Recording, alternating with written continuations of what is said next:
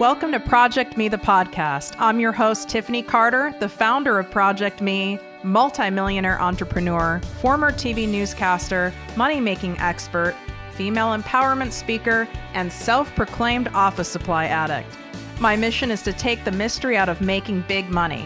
Every week on ProjectME, the podcast, I'll share success tips, strategies, and stories from other entrepreneurs, experts, and millionaires, showing you exactly how you can achieve your most exceptional life. Now let's get to it.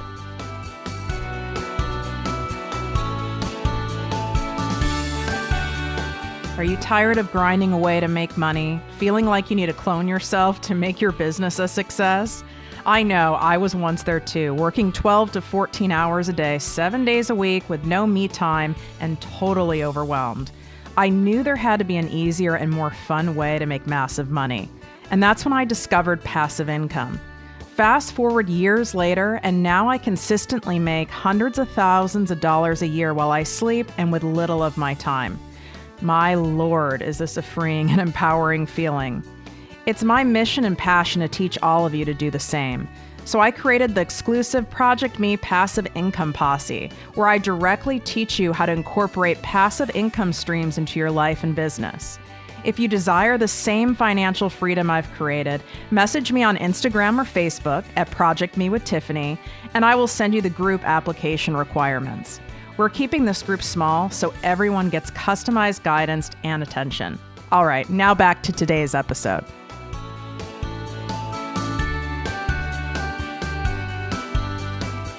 Welcome to the podcast and posse, ProjectME with Tiffany Carter. You guys, I brought on a boss babe who just in November of 2018, so a couple months ago, quit her corporate job to build her business and brand full time. So I know a lot of you can relate. Either you're in a similar spot or you're getting close to pulling that trigger and writing that 2-week notice.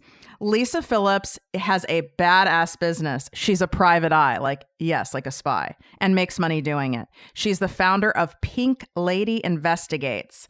And right now, Lisa's on surveillance while doing the interview. Like, that's hot. Hey, Lisa. Hello. Thank you for having me.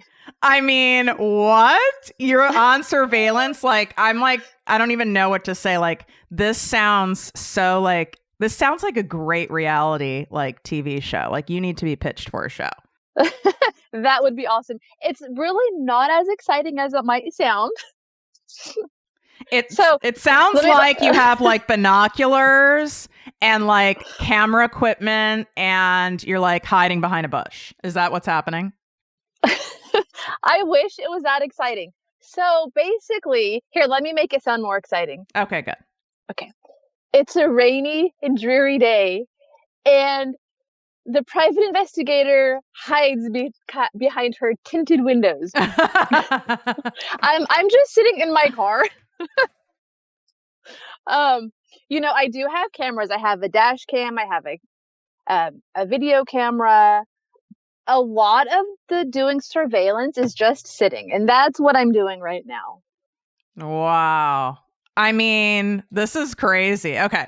So many of my listeners are either new entrepreneurs or they feel like new entrepreneurs, or they really want to get out of that corporate job and do that 2-week notice like you did. So tell us, you were in insurance before, right? How long were you doing this insurance thing? So with my last job, I was doing insurance for about 2.5 years. I had actually done it previously 20 years ago, and I hated it then. But this opportunity came up to do insurance again. I'm like, you know what? It's good money. I'll jump on board. I'll do it. Eventually the entrepreneur part of me, it just kind of ate away at me because sitting at the desk 8 hours a day, punching numbers, it was just not for me. Yeah, that sounds really boring. Yeah, it was horrible. So what made you get up and I call it guts because it is scary to leave something that, where you have the benefits and exactly what you're getting paid, every 2 weeks. So what happened? Take us through your process of what finally led you to just doing it. I have always been an entrepreneur. I actually, years and years ago, owned a house cleaning business because I like to be my own boss. So while sitting at my insurance job and punching the numbers day in, day out, I, because of my past, would have friends call me all the time that were dating online or found some new guy. And they wanted me to, hey, can you find out about this guy? Has he been married? Has he been in jail? Is he in jail right now? And so I found myself at my computer doing the insurance gig and having my laptop next to it and just kind of running names. And I got pretty good at doing it on the pay, per sites. And so I just started thinking, this is kind of what a private investigator does. And so I just thought about it and realized, no, this really is a career and I can be making a pretty good penny doing this. So I actually brought it up to my husband and he just said, yeah, do your thing. He was very supportive. I think part of him thought I was kind of crazy, but it just kind of hit me. And I remember I was laying there and I'm like, I want to help. I was laying in my bed one day thinking, I want to help women. I absolutely will help any human that calls me, but I do kind of have a soft spot for women that are trying to leave relationships that are not healthy. Wow. I mean, you guys, just so you know, like Lisa and I have connected. We've connected before, like through Instagram. And so she's familiar with some of my story, and I'm familiar with some of hers. And I get that because it's like people say to me, oh, well, you're only going to help women, become financially free and empowered. Well, I don't discriminate, right? I just have a special place in my soul and my heart to help women. But of course, if someone who's male or who's non-gender specific, right? I don't care what you are. If you really need the help, I'm here for you. So I feel like you're the same way, right? Absolutely. And I did start this thinking I'm going to catch those cheating men and, women powered, we're going to get them. It is about 50-50. I learned that rather quickly. A lot of men call me because they think their wives or girlfriends are having affairs. And I mean, I know you can't give too many details, but the surveillance you're on now, could you tell us, like, is it for a female client of yours or a male? Can you give us like at least kind of a vague situation? Oh, yeah, sure. So it is a female, and she just wants to know what her partner, boyfriend or husband, is doing during the day when she's not around. So I'm just doing surveillance to see what goes on. Does she suspect hijinks? Or is it just she's someone who's just being extra cautious because of past relationships? There was some infidelity in the past. And for her, it's just finding out for herself that it really did end. So peace of mind is what you also offer people as well. Absolutely. I mean, there are times, when instead of making the phone call of, I hate to say this, but I have pictures. I enjoy the phone calls where it's, hey, he really is sitting at Starbucks alone right now. They're not always cheating. And it's the peace of mind that people need. I mean, sure. I mean, I'm the type of person just because, people who know my story know that, I had no self-worth for most of my life. So then I attracted, right? I attracted a bunch of shit people. And I used to go online and I know a lot of people still do, men and women, you go online and you do that, like you try to search and find out stuff about them. And then all those things pop up like, pay us $25 and we'll tell you everything. And I've done it. And then all of a sudden I'm like charged like every month $25 and I really don't get much. So do you get a lot of people who've already gone down that Googling path before they come to you? I have. And sometimes, bless their hearts, they'll send me, I ran this on so-and-so website and this is what I found. And I'm thinking, oh, it's cute that you tried, but that's not how you get the correct information. I mean, so before I was officially licensed, I tried every one of those sites and I ran myself on all of those. Some of the information is hilarious. Some of it has, my address from 20 years ago. That's not going to do anyone any good. Yep. And I know that, like, I've done it myself. My business manager has, because, I'm not like I'm famous or anything, but I'm a public figure and wanted to make sure there wasn't anything on there that could put me in harm's way or, something crazy out there. And you're right.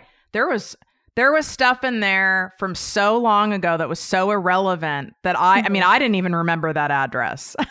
Right. Or relatives, that died 20, 30 years ago. You don't need that information when you're trying to research someone. So going back, like, I get your why. I mean, you have your why is very clear. So what made you be willing to take the risk? Because all business is risk, right? What made you just have to jump at some point, right? So what made you be willing to take that risk to really focus full time on Pink Lady Investigates and leave that corporate career behind? Well, I was licensed in August of 2018. And rather quickly, I started getting calls because kind of that badass female private investigator, there's not very many. And so it was drawing some attention. So I was, getting work here and there, and it was kind of adding up. And it got to the point where, do I call in sick to go do this? And I actually did. I called in sick a couple times to go do some private investigation work. And it got to the point where I had no more PTO and I had the work coming in.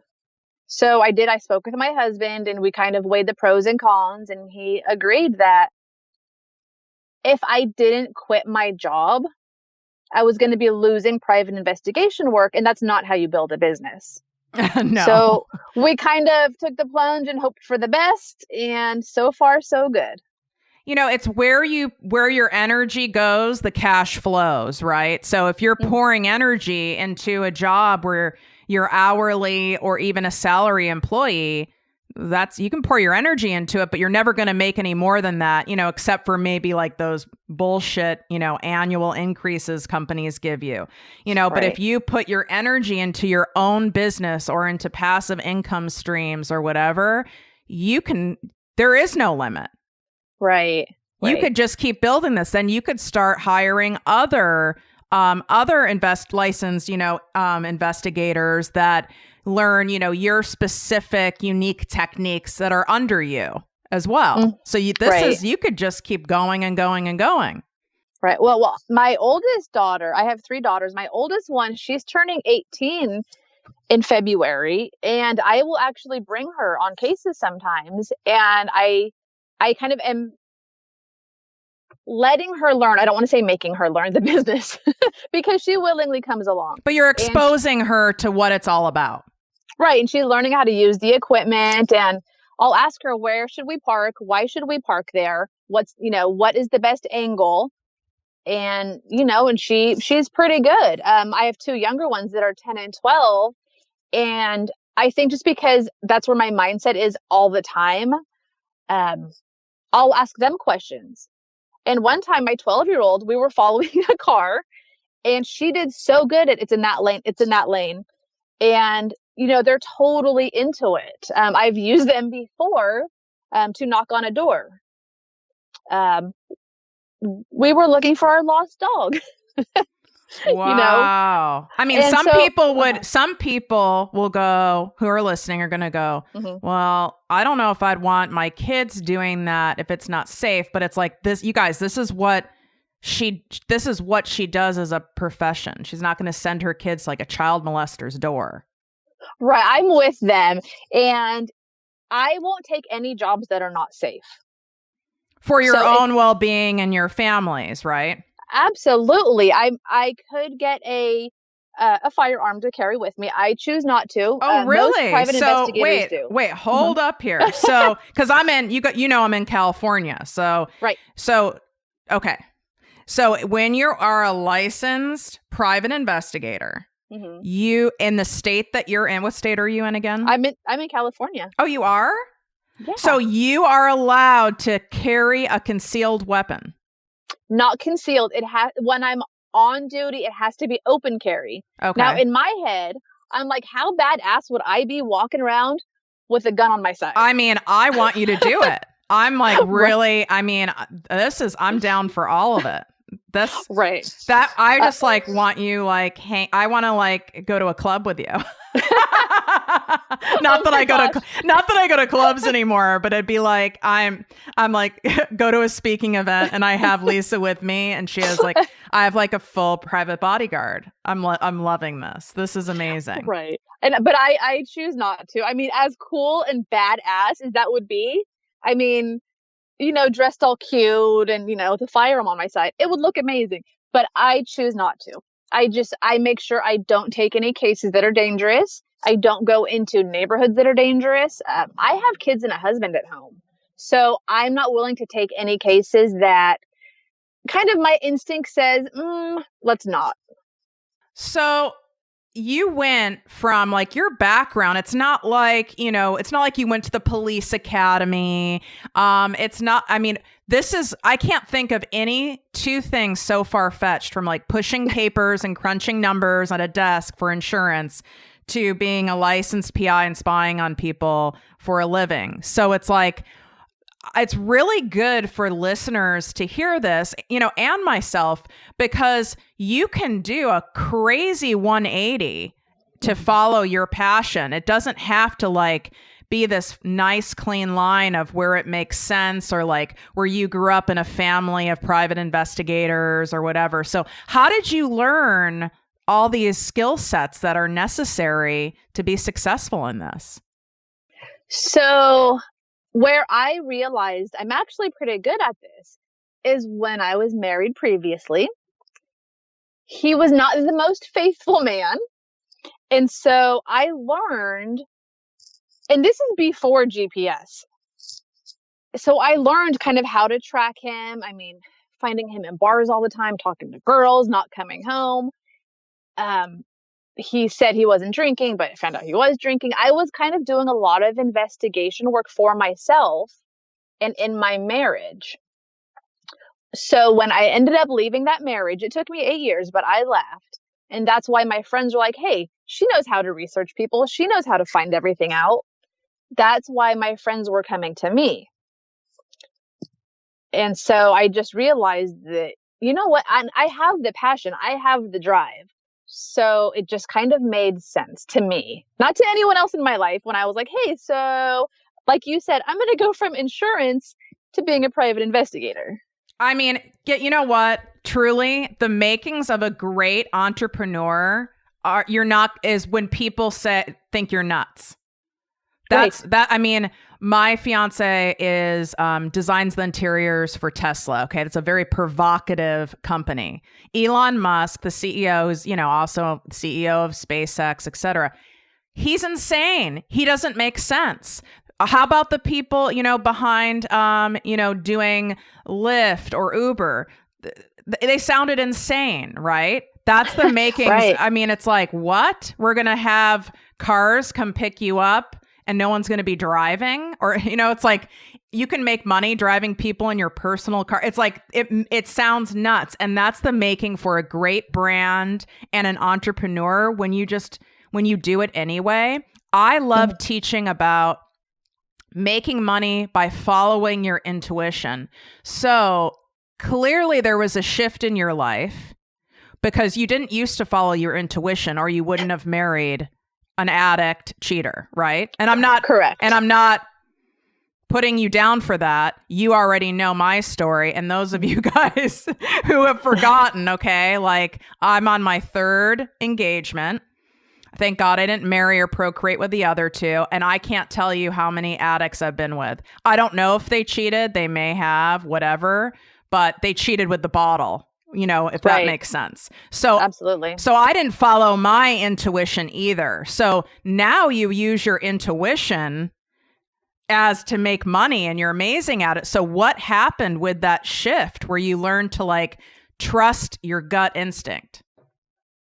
So the marriage before, a lot of times when there's cheating going on, there is a lot of behavior where you're told, I'm cheating because you're not good enough. I'm cheating because you're not worth anything.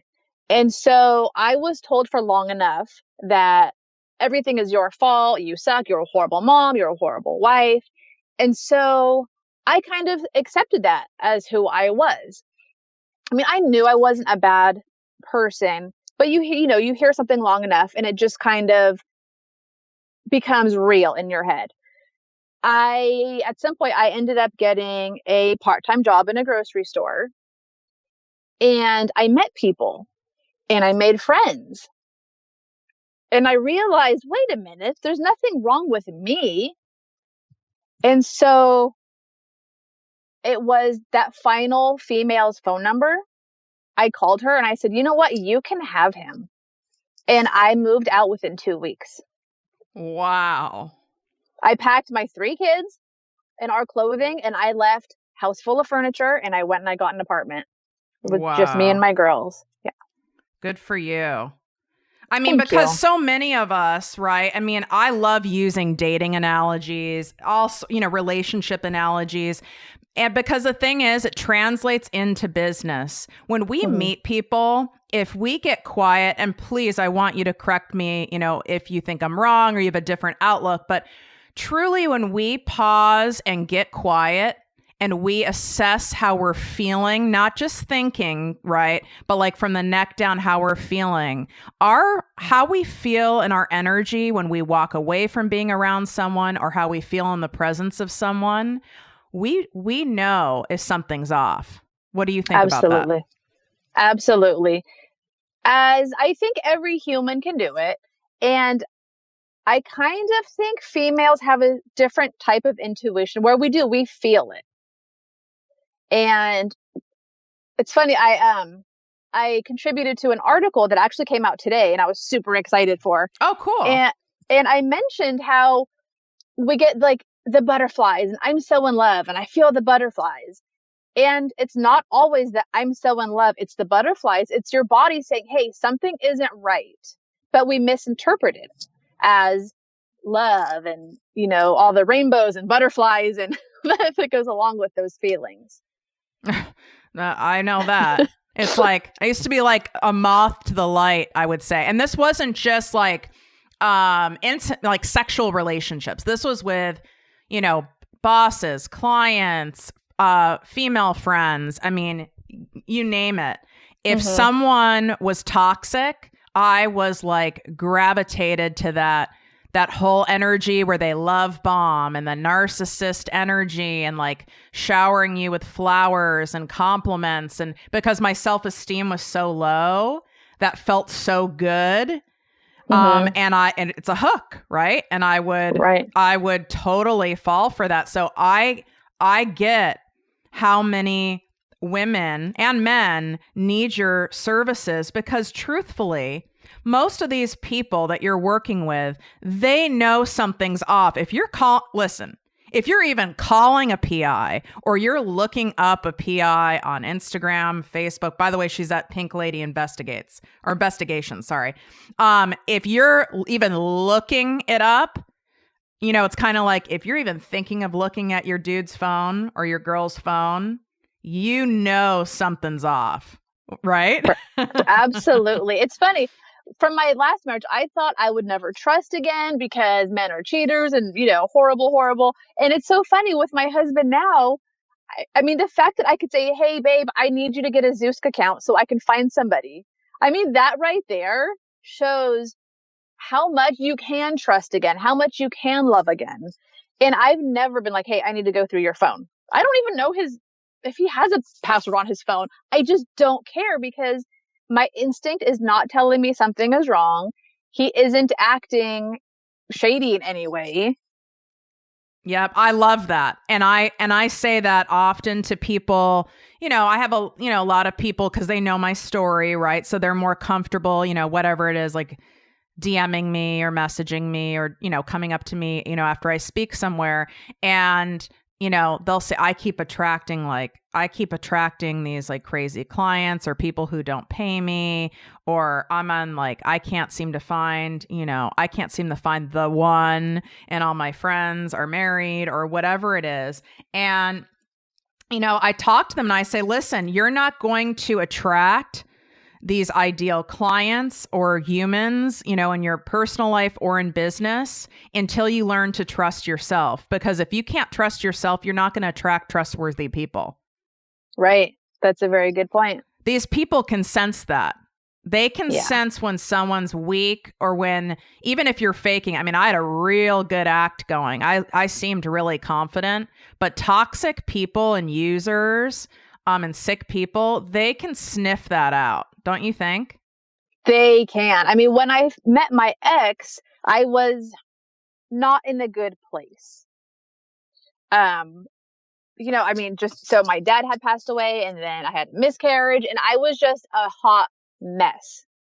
At that point, I was doing insurance back then too. And I was just not in a good place in any aspect of my life. And here he comes, and, he sensed it. Exactly. He could sniff it out that I was just a mess and I could be manipulated, and I was, and I let myself. Yep. I mean, what would you say to people out there who are in a job they don't like, or maybe, like how I was, my career in pharmaceuticals is extremely lucrative. I was very successful at it. It just didn't light me up anymore, right? Mm. And I kept hitting a ceiling. I gave it my all, you guys, and I couldn't. There's that glass ceiling, especially as a female in a lot of industries. Insurance, in fact, is one of them. Medical, pharmaceuticals, but I couldn't get any. I couldn't do anything more, and plus, it wasn't lighting me up anymore. So, what do you want to say to people who are in the spot where you were, right? Where you were, maybe let's go back 6 months ago, where I know I spoke to you, where you were like kind of going, should I do this? Should I keep trying to side hustle it? What should I do? Like, what advice do you have for them? If you're following your passion, first of all, I think life is too short for a crappy job, because you're spending 8 to 9 hours a day wishing you were somewhere else. And that's not how I want to live my life. And no one wants to live their life that way. So I think you need to find your passion and you need to follow it. And it's scary. I'm still scared. I am supposed to be opening my office because right now I work from home. I'm supposed to be opening an office in 2 weeks. No. Scared. I am scared shitless. So scared. So you've decided to do a brick and mortar office, which is an additional, obviously, business expense this early on. Wow. Okay. Yeah. Go ahead. Sorry. And it's scary. But at some point, it's you either give up or you grow. You can't stay stagnant, because that's when you're going to get bored. You're going to get down on yourself. I mean, I do it. This past week, I was doubting everything. I was doubting, am I going to put my family in a place financially where we're not in a good place anymore? Should I be getting this office? I've only had 2 people call me instead of 4 people call me this week. And so it's hard and it's scary. But I think if you follow your passion and you use common sense, I just kind of think the universe works out for you. I agree. I mean, you have to do all that and have a strategy, of course, like a customer acquisition strategy. You can't just hope for the best, right? There has to be a very clear strategy there. But like what you just described, entrepreneurs at all different stages, whether you're like me and you're a multimillionaire, or like my coach who's worth $100 million, he still has days, right, where he wakes up and goes, holy shit, I have 50 million on the line here. It's all relative, right? I have 50 million on the line here. Like, I could lose half of my net worth on this one business deal. Like, holy shit.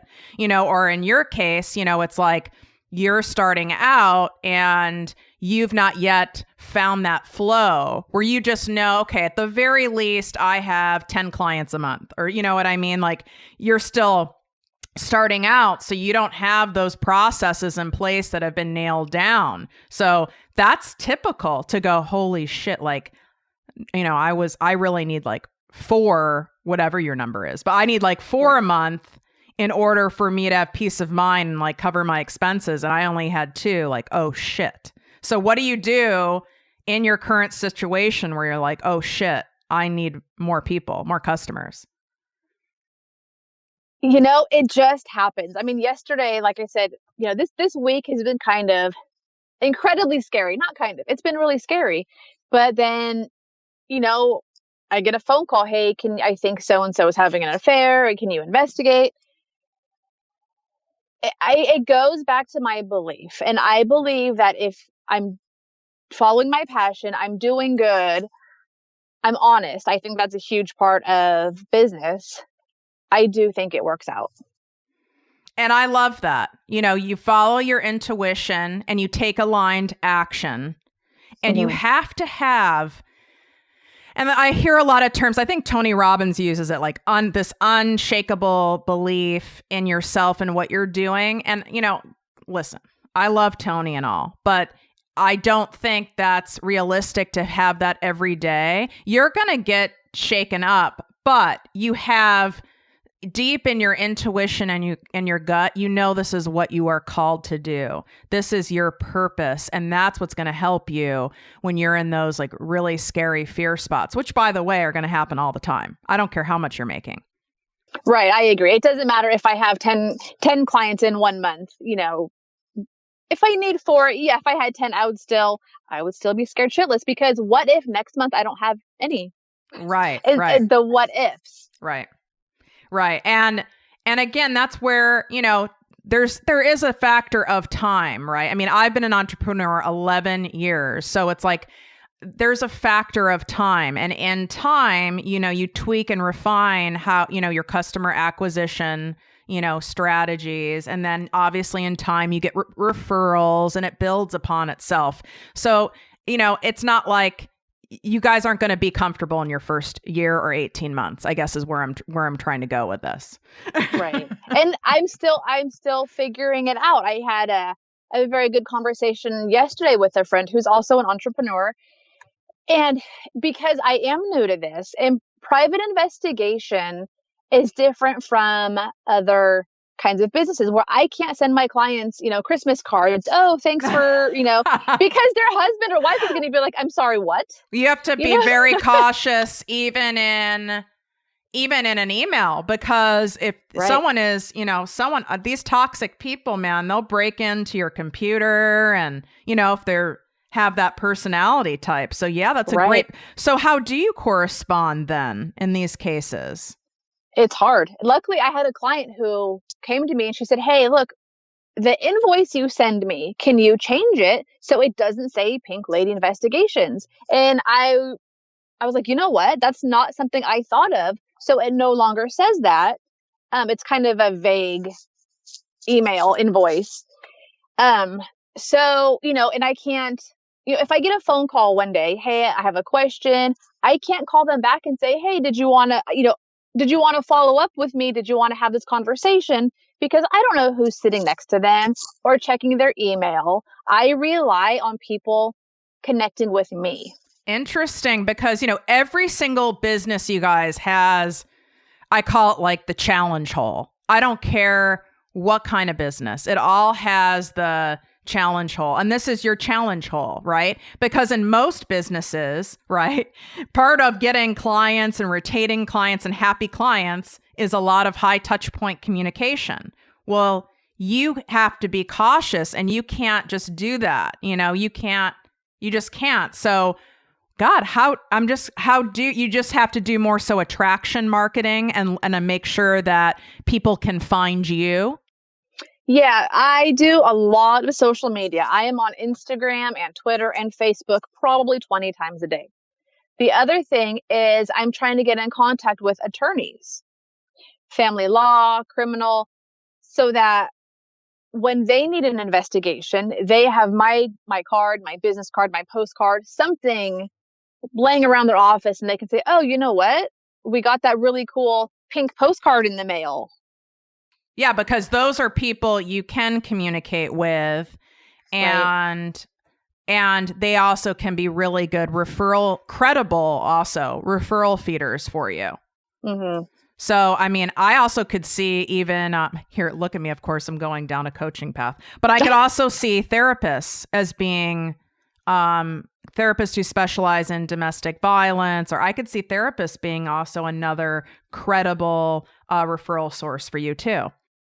Interesting. I thought of that and then second guessed myself and said, no, I don't think so, because I didn't think they would want to kind of get involved in clients doing that, I guess. Well, I wouldn't make the assumption. I would check it out. Now, we all know that Mama loves her therapist. Okay. So my therapist, what's up, Lorraine? I love getting Lorraine a shout out. I don't want to speak for her, but like my therapist, for example, she works a lot with the, the addict codependent relationship dynamic. Okay. And I know for her, for sure, she wouldn't like sit there on your first meeting and be like, oh, you need to have him followed by a PI. But once she understood the situation, I can tell, and she was, well educated on your process, guaranteed she would say, well, here's a thought you might want to consider, and if she had a little card or whatever, because sometimes, as you know, people won't get out of their own way unless they have concrete evidence, because we can go into denial. And this is about not just love relationships. I've gone in denial about clients, bosses, friends, until the universe, right? Because I didn't know there were people like you, especially females, like until the universe provided me or I uncovered evidence, concrete evidence myself, then I could no longer be in denial about what was going on. A lot of people, I will get evidence and they're like, no, I need you to go get more. To the point where I'm like, I'm not taking your money anymore. Like, you have to make your decision from here on out. Interesting. So you're almost, go ahead. Sorry. It's almost an addiction, I've noticed. Where almost, I mean, it is. Yeah, I get it. I get a picture like, well, how far do they go? What else do they do? To the point where you're like, look, if I get any more pictures, there's some laws being broken. Right now, now you're almost like kind of like stalking, invasion of privacy. Right. And I have had clients where I'm like, look, I provided what I think is sufficient proof. You just need to make that step. Either I accept it and I move on, or it's not enough. And at that point, I'm done anyway. I mean, I will only go so far. And that's where my instinct kind of kicks in, where I'm like, okay, I'm not really comfortable pursuing this any further. I feel like I've got the adequate proof. And if they're not willing to accept it, I'm not a therapist. I can't help them. And see, you guys, this is where you use your intuition to run your business and make money. Because instead of her going, oh, this person keeps paying me, I might as well, do the service they're paying me for and just keep taking the money. But her intuition tells her, okay, this is going too far. Now this is like a therapy issue, right? This is a psychological issue because I've given them enough concrete proof for lifetimes. And instead of just taking the money, she honors her intuition and therefore is honoring your client. And that goes very far. You'll end up with so many referrals, so much good energy because of that. Right. And that's what I believe. I mean, if it ever comes to my business is being built on money and I'm willing to do things I don't believe in, that's where I will have to walk away, because my passion is to help people. And if that changes to my passion being money, then there's an issue and I'm going to have to move on. Yeah, I mean, listen, we all love money. Mommy loves money. We all, I know you want to make, millions of dollars too, but I agree where it has to be your why and being of service first. Like I have, I do 2-month coaching packages for a reason, right? People are like, but I want you for 6 months or I want you for a year. Well, no, we have to start with 2. You might not need me at that level after 2 months. So why would I take your money for a year, or 6 months? That doesn't, Right. that doesn't serve anybody. And guess what?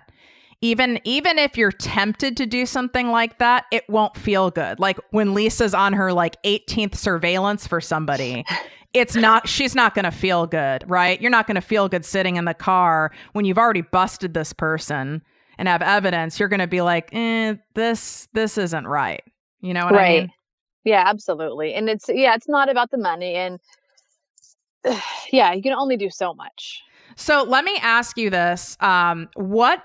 What made you decide to invest more into yourself and your business and getting an actual physical brick and mortar office? Because that's a pretty big, expense. Well, I have children that say mommy a lot, to be honest. And so, you need to be in the zone when you're working. For me, I need to be in the zone, and I can't be focused on, pulling up reports on people when I have a pile of dirty laundry or I have, hey mom, I need so-and-so. So for me, it's kind of a peace of mind of I'm in the zone, I'm being professional, and I'm focused on my clients. Yep. I mean, that makes sense. And a lot of people that come to me or in my, ProjectME passive income posse group where we're teaching women how to create, passive income streams for themselves that are aligned with their, their passion, their instincts, and their life. I get a lot of questions like, oh my God, well, I have more money going out than I have coming in. Well, no shit. I mean, of course you do. So did Mark Zuckerberg, right. So did Elon Musk. So did Warren Buffett. I mean, you guys, you cannot start a business unless you won the lotto or had a giant trust fund in your lap. You're going to go in the negative, as I call it, before you spring forward in the positive. You have to keep reinvesting back in your business. So, you might just be barely breaking even or you're in the negative, right? Right. And that was something when me and my husband, we first took a look at it and we're like, I have spent more money than I've made. How did that happen? And it's the marketing materials, it's the postcards I'm sending to every attorney I can think of in a 200-mile radius. Yeah. I mean, and that's normal. And, people, bring me on as a coach, right? As a business coach, or, someone else who, maybe is better fit for them. And that's an expense, but these are investments. This isn't just frivolous spending, right? You're not going and buying a Gucci bag and a badass blacked out Range Rover PI vehicle, which I want you to have, by the way, with pink rims. No, that'd be a little obvious, but it's that's spending, right? What you're doing, Lisa, that's investing, and investing pays off. If you try to be too careful and go, oh my God, I can't go in the negative, I promise you'll never go forward if you're thinking like that. It just won't happen. And I know, I get that it's scary. So basically right now, you're spending more than you're making where you're at now, yet you're still going forward and investing in a lease for a brick and mortar, office, right? Yes, absolutely. And good for you. That's part of it. That's what you have to do. I mean, this is how it works. Yeah. In a magical world, would you, win the lotto and but you know what happens? And that's why I always say 70% of people who win the lotto go bankrupt, because now you're not valuing, you don't have as much value or appreciation for that money or stake in your business, right? Absolutely. Yeah. And even though I am, and I have to look at it this way, I'm spending the money on a lease. but that also means I can do seminars in my office. I can have a grand opening in my office. And so that will draw more attention. That will get my name out more.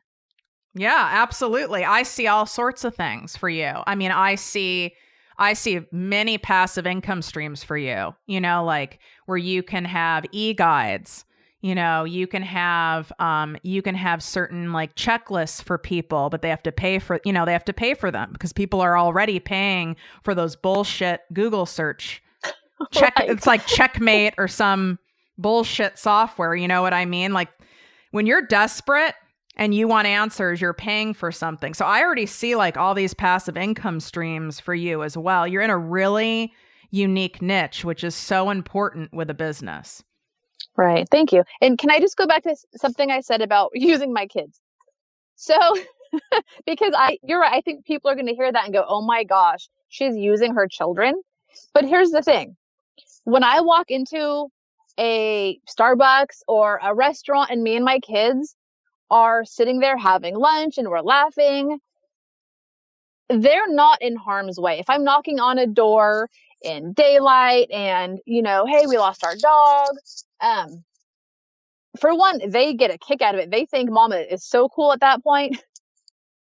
But yeah, I've never, ever put them in harm's way, and I never would. And it's also a great investigation tool because I'm not suspected as a private investigator, and it's good. I mean, I don't see, the reason I said that is because I just know how, some people think and they're not maybe familiar with your process. I happen to be more familiar because one of my closest family friends, and I know you're not a detective, but he's actually a very famous retired detective. So I'm incredibly familiar with the techniques and strategies that are used. So, but I just know not everyone is. Right. So that makes a lot of sense. You guys, this is how you can reach out to Lisa and do it, confidentially. And if you have any questions or, if you think her services, like if you're at a point where you think her services would be beneficial, I want you to DM her or on Instagram, and you're at Pink Lady Investigations, right? Correct. And then also the same on Facebook. And obviously, in DMs, no one else can see what you're writing. And if you really feel like someone's invading your privacy, you can send that to her, and you can also, delete your message that you sent out to her. Right. And even you can FaceTime me, so nothing is in writing. A lot of times people don't want anything in writing, and FaceTime works perfectly fine. Yeah. So, I mean, she knows she'll also guide you, right? Because most people who are in this spot aren't even thinking clearly. Right. But I love that people can reach out to you just in Messenger and DM. And you guys, if you found this episode to be really helpful, I need you guys to do something. Normally I say like, do a screenshot and tag me and tag at Pink Lady Investigations. That's awesome. I freaking love when you do that, because then we know if you really like the episodes, then we can have on, more guests that are in that like similar genre or subject matter. But I really need 5-star iTunes written reviews. I'm like getting yelled at by my business manager for not having enough. And when you don't have those, consistently coming in, apparently like the iTunes gods don't see your show as popular, even if you have tens of thousands of downloads, which I do. So if you guys could please do a written 5-star review on iTunes, and you don't have to have an iPhone to do that. And feel free to write in about this exact episode. Be like, this was amazing to have on like a fresh entrepreneur or whatever. It'll probably take you a minute. Literally. So that would really help out. Lisa, this was so fun. And you're still on surveillance, yes? I am. I have my cameras going, and I'm watching, and I'm sitting. Oh my God. I mean, this is beyond. Like, how much more fascinating could get unless we like had this on video? I mean, I'm loving it. I'm so proud of you. I just have to like end with saying that, like, I'm proud of you for taking that leap and keep moving forward even through fear. And of course, you know, I'm always here if you need any of my wisdom and guidance. Awesome. I thank you. And I thank you for a few months ago when we talked, you kind of told me you're going to have to take that leap. And you were right. And I did. Yay. Well, you did. And thank God you did, because so many people need your services and your style and your techniques because they're life changing. So it would have been selfish for you to have stayed pushing papers at an insurance company. Right. And that's how I feel. I can't accept that I went through shit for 8 years not to help even one person. And that's kind of how I look at it. Amen. I'm with you there all the way. Well, thanks for coming on, and I'll talk to you soon. Yeah, thank you for having me. If you enjoyed this podcast, please write a 5-star review on iTunes. Not only will this make me super happy, but it will allow more listeners to find our special show. Simply help me help others.